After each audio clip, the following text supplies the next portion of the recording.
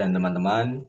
Di sini kami dari kelompok 13 ingin mempresentasikan hasil diskusi kami tentang small diameter vascular graft. Di sini kami beranggotakan 3 orang. Yang pertama ada Gunawan Indra, Arka Velangga, dan Christopher Ronaldo Nathanael. Di slide ini kami akan membahas tentang penyakit atau kelainan dalam kardiovaskular yang sering terjadi pada pasien-pasien di luar sana. Pada penyakit kardiovaskular ini, seperti aterosklerosis, penyakit arteri koroner, dan penyakit arteri perifer, sering menyebabkan penyumbatan atau kerusakan pembuluh darah kecil yang berdiameter kurang dari 6 mm. Kondisi ini memerlukan intervensi seperti bypass atau angioplasti, di mana graft vaskular digunakan untuk mengganti atau membypass arteri yang tersumbat. Tanpa penggantian yang efektif, resiko trombosis, oklusi, infeksi, dan kegagalan graft tinggi, yang dapat berujung pada stroke, amputasi, atau kematian. Pada penyakit ini, graf berdiameter kecil sulit dikembangkan karena kurangnya biokompatibilitas dan kemampuan regenerasi jaringan alami. Baik, dari permasalahan penyakit yang kami sedang bahas, kami ingin mengembangkan teknologi graf secara keseluruhan untuk pengobatan atau sebagai alternatif di masa depan. Pengembangan teknologi ini akan dijelaskan oleh Gunawan Indra.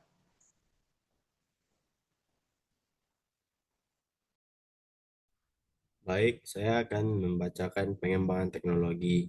Teknologi saat ini memiliki keterbatasan utama, yaitu graf sintetis kurang biokompatibel, tidak mendorong pertumbuhan sel endotelial, lapisan antitrombogenik alami, rentan terhadap infeksi dan inflamasi, serta tidak biodegradable sehingga tidak mendukung regenerasi jaringan. Autograft terbatas oleh ketersediaan dan risiko donor site. Perlu pengembangan biomaterial yang meniru struktur pembuluh darah, elastisitas, permeabilitas, dan sifat antitrombogenik.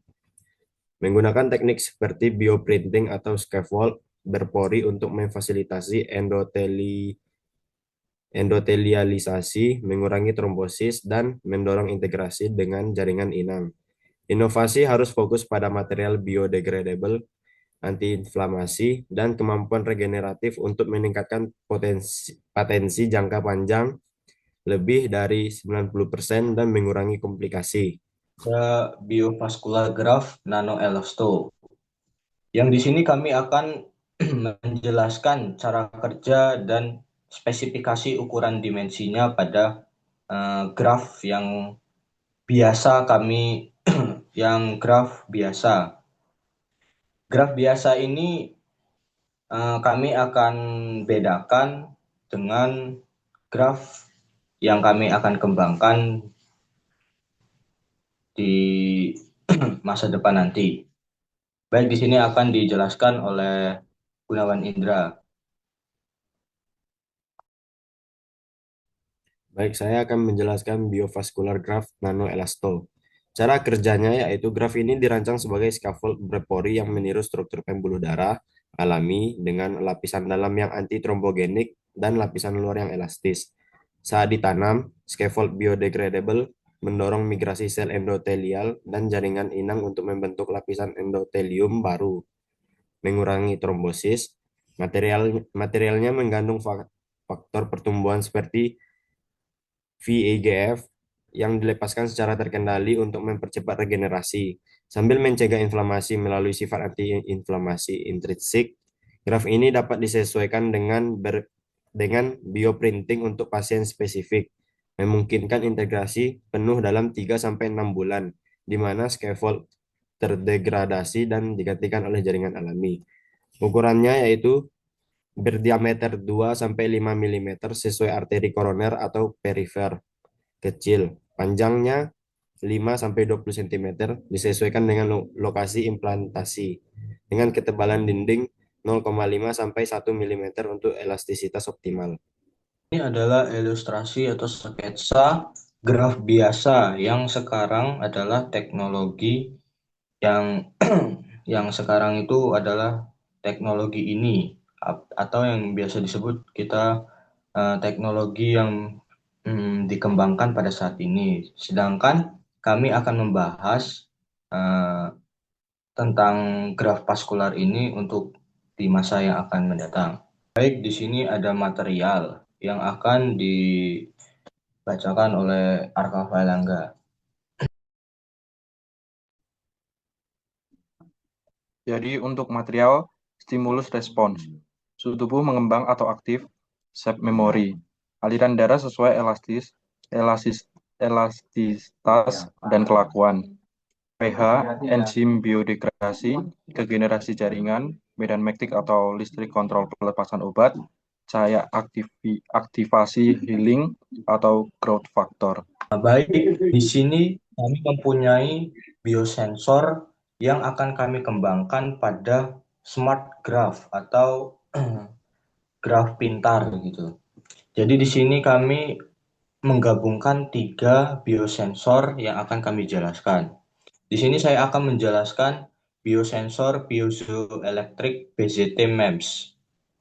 Piezoelectric BZT MEMS adalah teknologi yang menggabungkan material piezoelektrik keramik BZT timbal zikronat titanat dengan sistem mikroelektromekanik MEMS, yaitu sebuah sistem yang berukuran mikrometer. Teknologi ini memanfaatkan sifat piezoelektrik BZT yang dapat mengubahkan energi mekanik menjadi energi listrik dan sebaliknya. Manfaat dari biosensor ini pada pengembangan graf yang kami akan kembangkan adalah pertama, bisa mendeteksi tekanan dan aliran pada saat sudah dipasangkan di dalam tubuh. Dan kedua, bisa membaca denyut dan turbulensi yang menandakan sumbatan kelebihannya bisa langsung menghasilkan sinyal listrik dengan cepat. Baik, di sini biosensor ini akan dijelaskan oleh Arka Failangga.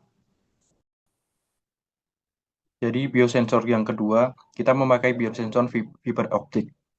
Pada biosensor optoelektrik berbasis serat optik adalah perangkat analitik yang mengombinasikan elemen biologis, teknologi serat optik, dan transducer elektronik untuk mendeteksi keberadaan atau konsentrasi biomolekul spesifik atau perubahan lingkungan fisik atau kimia.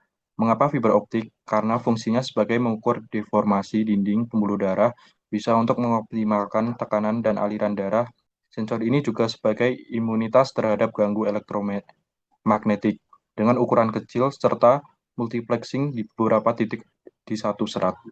Baik, di biosensor ketiga, teman saya akan menjelaskan. Gunawan Indra. Baik, saya akan membacakan biosensor elektromechanical amperometric. Mengapa elektromechanical amperometric? Karena bisa mendeteksi biomarker seperti pH, oksigen terlarut, D-dimer, dan trombin. Penting untuk mendeteksi aktivitas koagulasi atau iskemia dini. Di sini kami mempunyai sketsa pengembangan teknologi dari graf biasa untuk ke smart graf vaskular.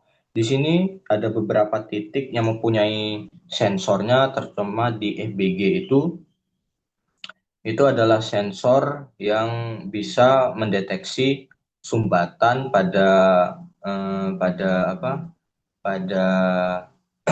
pembuluh darah dan bisa langsung disalurkan melalui eh, sistem yang dibuat ke perangkat yang sudah kami sediakan.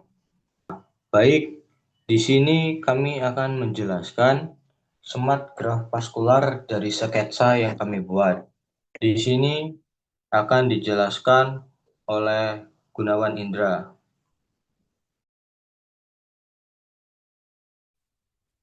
Baik, saya akan membacakan Smart Graph Vascular.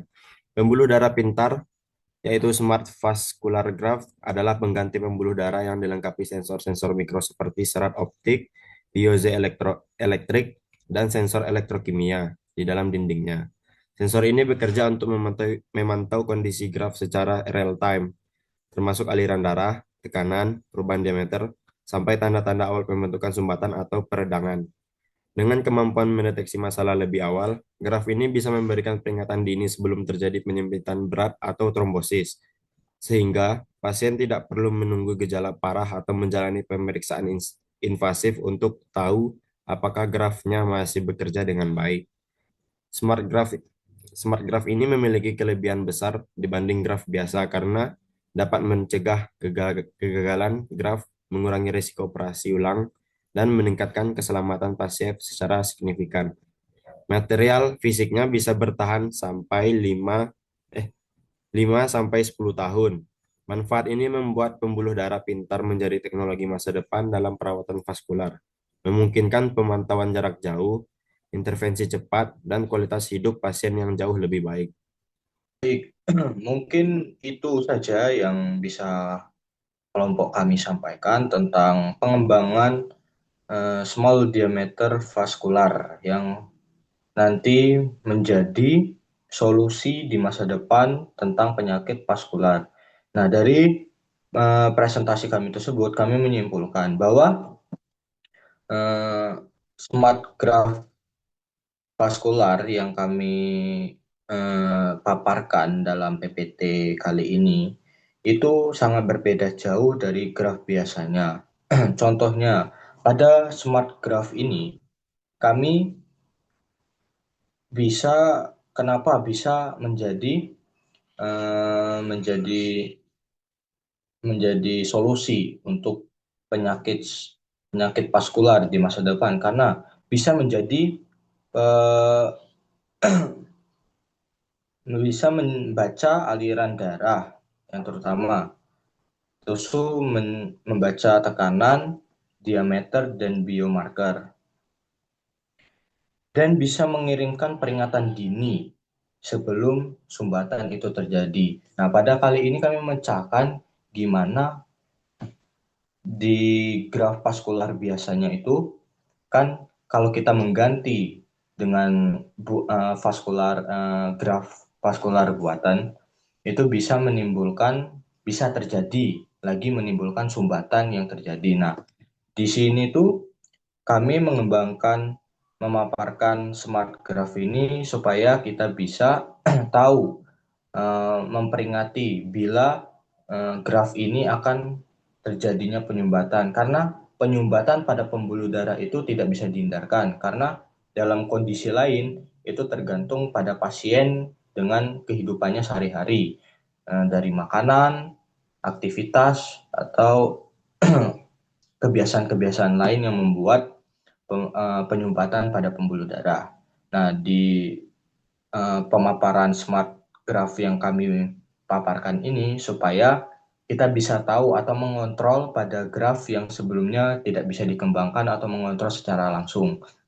Jadi pada smart graph ini kami bisa membuat gimana peringatan dini pada sumbatan terjadi. Bila sumbatan itu terjadi, kami bisa